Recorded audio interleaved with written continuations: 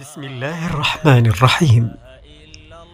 هذا ربيعك يا محمد غردا، فترى الوجود مغردا ومرددا، ماء أطل على الوجود ضياؤه، حتى أنار العالمين إلى الهدى.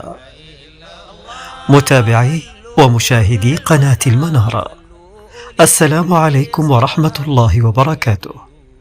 يطل علينا شهر ربيع الأول، شهر المحبة والشوق إلى سيدنا رسول الله صلى الله عليه وسلم. وبهذه المناسبة تعلن قناة المنارة عن إطلاق برنامجها السنوي الاحتفائي بالمولد النبوي الشريف تحت شعار ربيع الأنوار مع الحبيب المختار صلى الله عليه وسلم.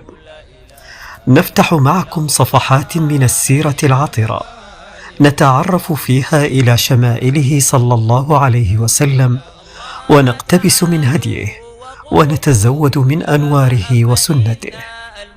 مع قناة المنارة لن يكون ربيع الأول أياما تمضي، بل رحلة إيمانية نزداد فيها معرفة بالنبي صلى الله عليه وسلم، ومحبة له واتباعا لسنته.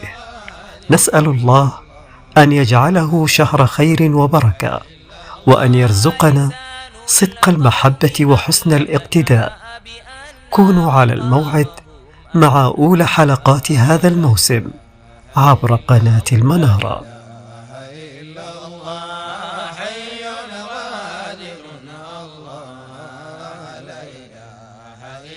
الله وقالوا نحن في روض ونهر بالرضا يفضي. لا إله إلا الله وإنا سوانا في خوض بغير الله مشغول.